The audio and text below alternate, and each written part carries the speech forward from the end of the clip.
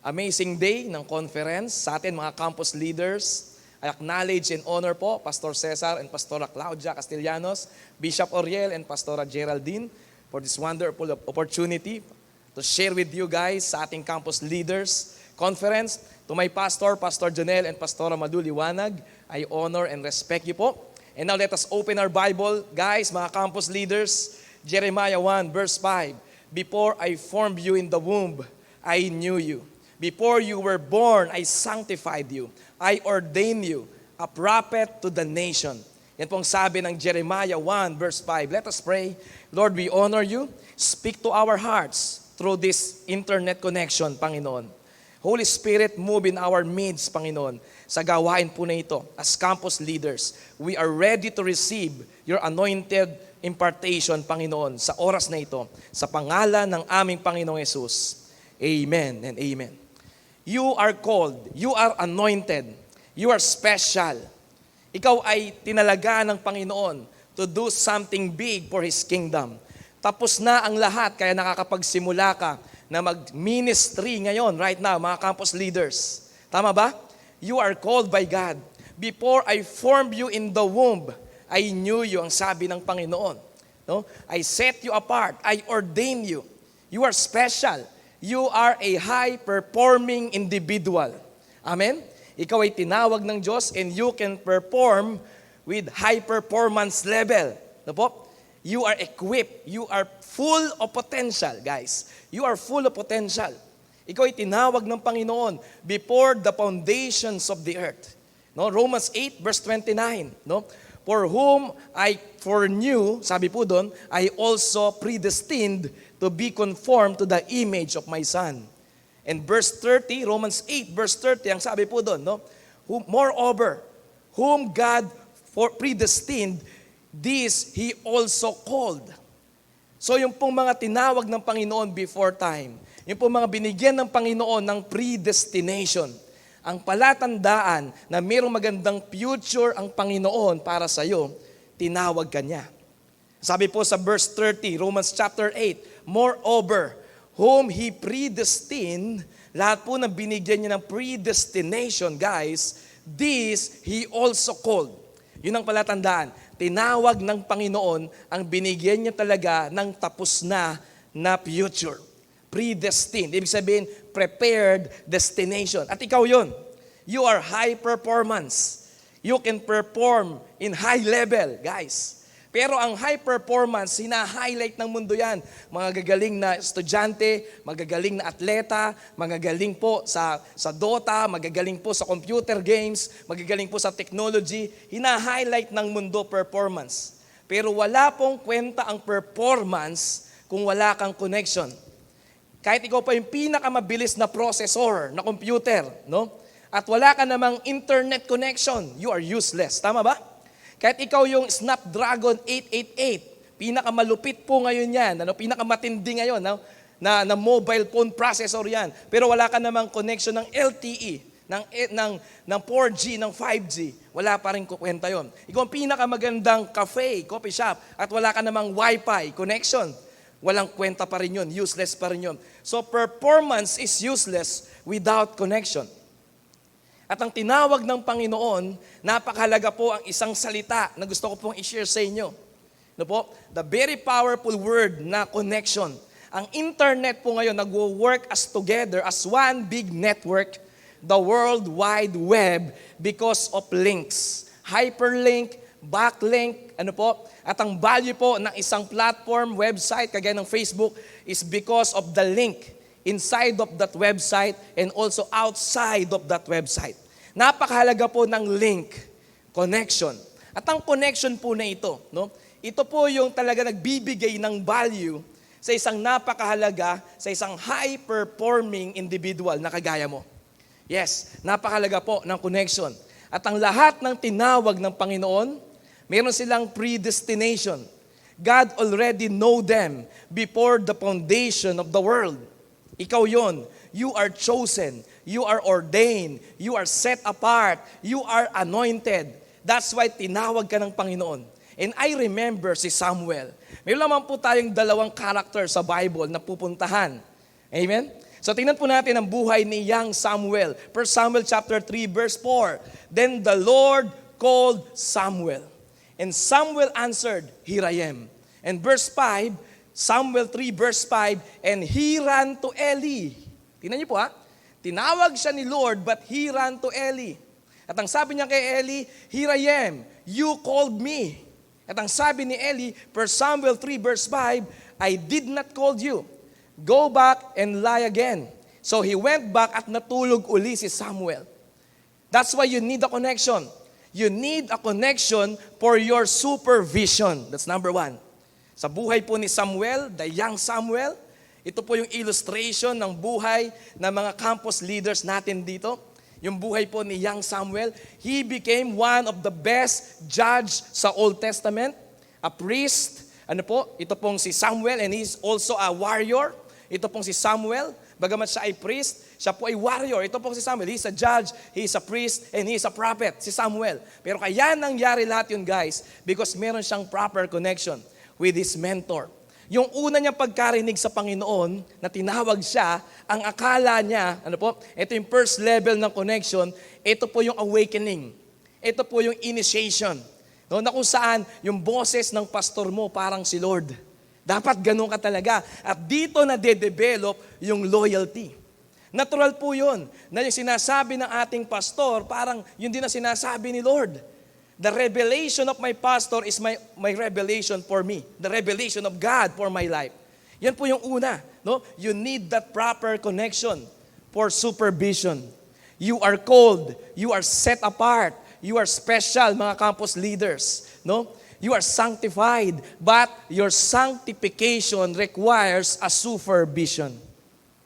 Yan, pwede niyo po yung isulat, no? Your sanctification, you being unique, you being special, you being set apart, it requires a supervision. So sa buhay ni young Samuel, siya po ay sinusupervise ni Eli. Siya nagturo, si Eli, yung kanyang mentor. Connection means relationship. Connection means friendship, mentorship. Ibig sabihin po niyan, leadership development.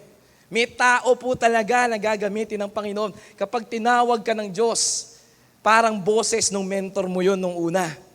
Are you listening? Come on guys. If you are called, you have an amazing future, you have a predestination, and God knew you before time, He foreknew you. But when you are called, you need supervision. Kung tinawag ka ng Panginoon, you are sanctified. You are special. No? You have sanctification, and sanctification requires supervision. Ito po yung number 1, yung supervision po na ito. Sa second time na tumawag ang Panginoon, akala uli ni Samuel, si Eli uli yun.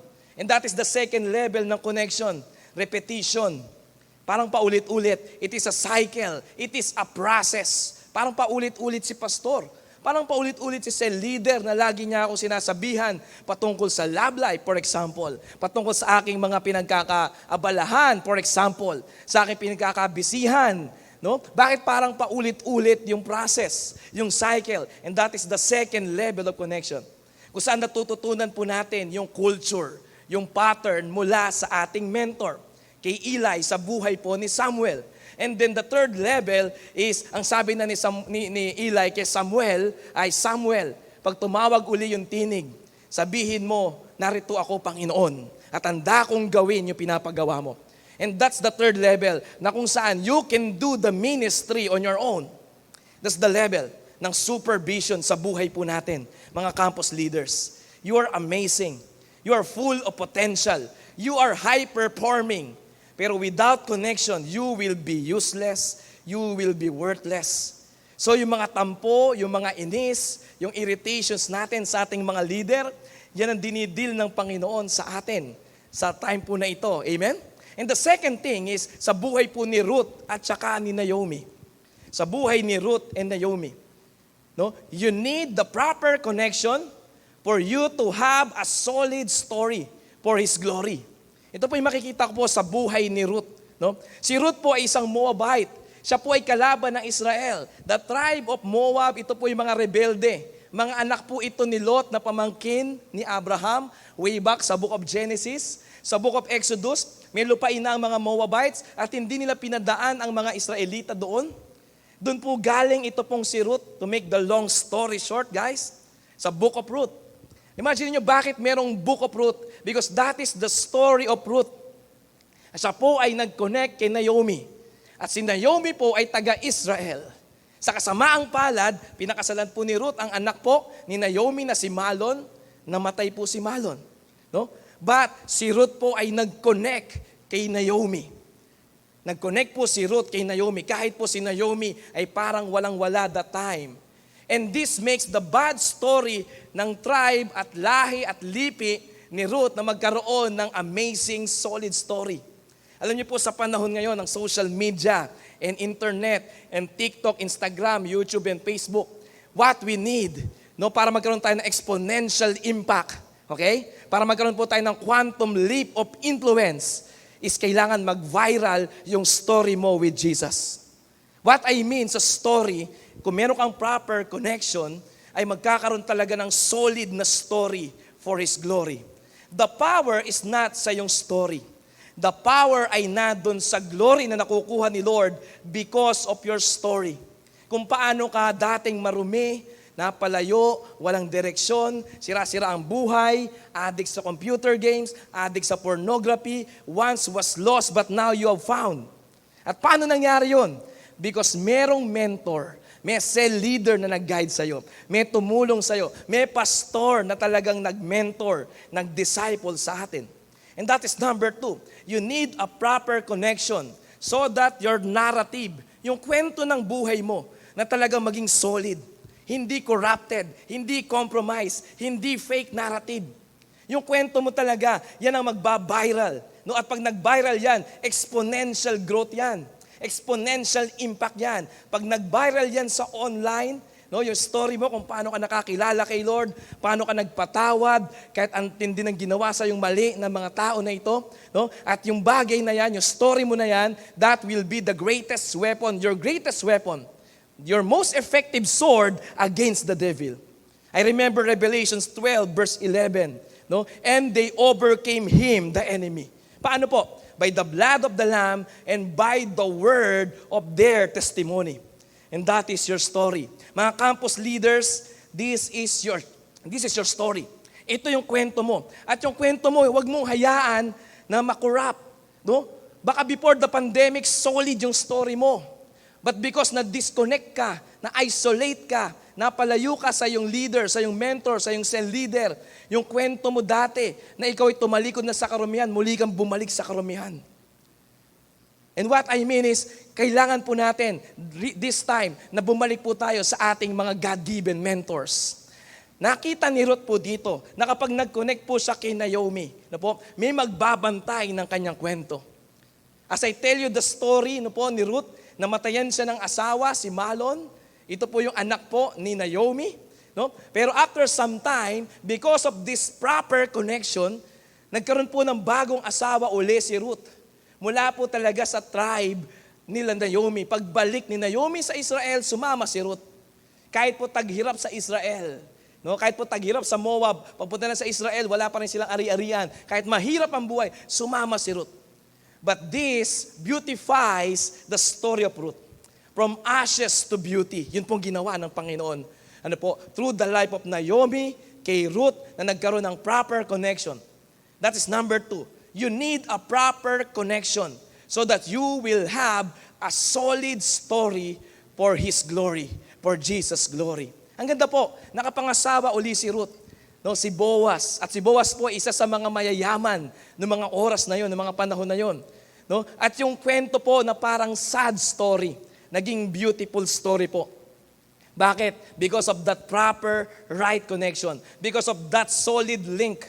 Kung meron kang solid right link, you will not sink. But rather, you will synchronize. Magsisynchronize ka talaga sa tamang direksyon ng iyong God-given assignment, God-given future, God-given destiny. Amen? Are you listening? So yan po yung pangalawa natin. And number 3, you need a proper connection. Kailangan mo ng proper connection so that you will be linked to a spiritual lineage. Linked to spiritual lineage. Sa panahon ngayon, normal na lang yung hungry for God. Ang hindi po normal ngayon, yung konti lang nakikita natin, ay yung may hunger to be with God's people. You may hunger to be with God, to be with their God-given leader. Madaling maging hungry for God, makikita niyo sa Facebook, sa online, yung mga magagaling po na mga leader na soloista, mga magagaling po na mga Christian leader na nag-iisa lang sila na kaya nila. No, no, no.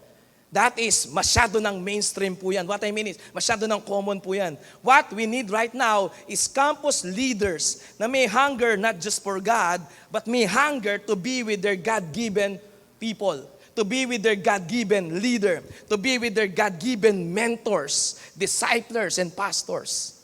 Yan po meron kay Ruth tsaka kay Naomi.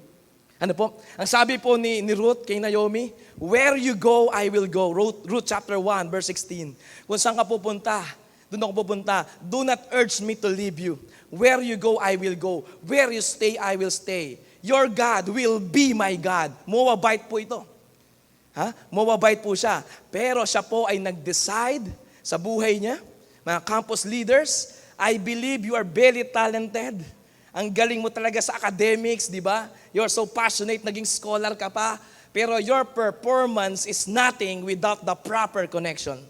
Your performance will be nothing without the proper connection. Because your proper connection will link you, will graph you, parang halaman, igra-graph ka niya, saan? Ibabalik ka niya, ipapasok ka niya doon sa spiritual lineage. Sa pagtatapos po ng kwento ni Ruth, ano po? Yung story ni Ruth, ano po? Mababanggit po doon na yung kanilang naging anak ni Boaz na si Obed. At si Obed po ay nagkaroon ng anak si Jesse. At si Jesse po ang tatay ni King David. Imagine that spiritual lineage. At si David lang naman po, sa kanya galing yung lineage kung saan doon pinanganak si Jesus Christ after 500, 600 years after sa New Testament na po yun. I just want you to see yung spiritual lineage.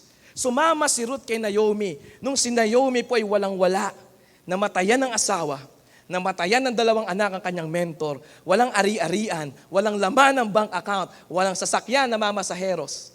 Pero siya po ay dumikit, siya ay nag-decide, siya po ay nag-cling, at ang sabi po ni Ruth kay Naomi, do not urge me to leave you. Please, wag mo na ako pilitin na umalis, lumayo sa'yo. Kahit parang wala akong mapapala, nakikita ko yung spiritual lineage.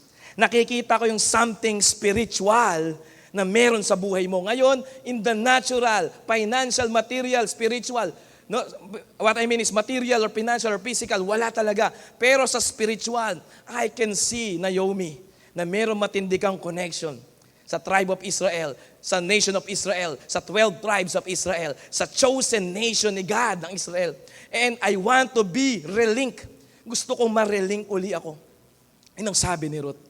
Guys, mga campus leaders, amen? Sa ating pagtatapos, why not relink again your connection with your cell leaders? Why not relink again your connection with your spiritual parent? Bakit hindi mo i-connect uli ang sarili mo, no, sa mga leader na binigay ni Lord sa'yo?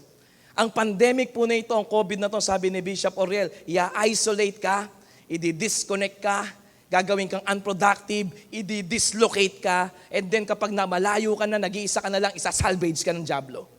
Yan ang gagawin ng pandemic ng COVID sa atin. Why not sa oras na ito? Let's just simply send a private message sa ating mga cell leader. Sabi mo sa kanya, no? Pagkatapos nating mag-pray, sabi mo sa kanya, leader, gusto kong mas pagtibayin, gusto kong mas palakasin yung aking connection sa'yo. No? I am willing talaga na ituring ang salita mo bilang salita ng Diyos sa buhay ko. Come on. The proper connection will give you supervision. Right? Tama? Sabihin mo rin sa cell leader mo, i-PM mo siya, sa yung pastor. Pastor, no? Gusto kong tulungan mo ako na magkaroon ako ng solid na testimony. Yung aking testimony na ako ay talagang lumaya sa kasalanan, magtuloy-tuloy yan at magamit yan for His glory. Amen. At pangatlo, gusto po tayo maging connected sa spiritual lineage. Alam nyo guys, yun po kailangan nating gawin. And as we pray sa oras na ito, ano po yun pong ating gawin? Let's pray. Lord, we honor you, Lord, yung salita ninyo. Kagaya po ni young Samuel, kagaya po ni Ruth, Lord, we want to glorify you, Lord Jesus. At muli, Lord, patawarin nyo kami sa mga sama ng loob, Lord God, na meron kami sa aming mga mentors, sa aming mga cell leader. At sa oras po na ito, kami po humingi ng tawad. Patawarin niyo po kami. Lord, we want to relink again our connection. We want to reestablish our connection, our genuine, real connection sa aming mga pastors, sa aming mga leaders. Lord, itouch niyo po ang aming mga puso.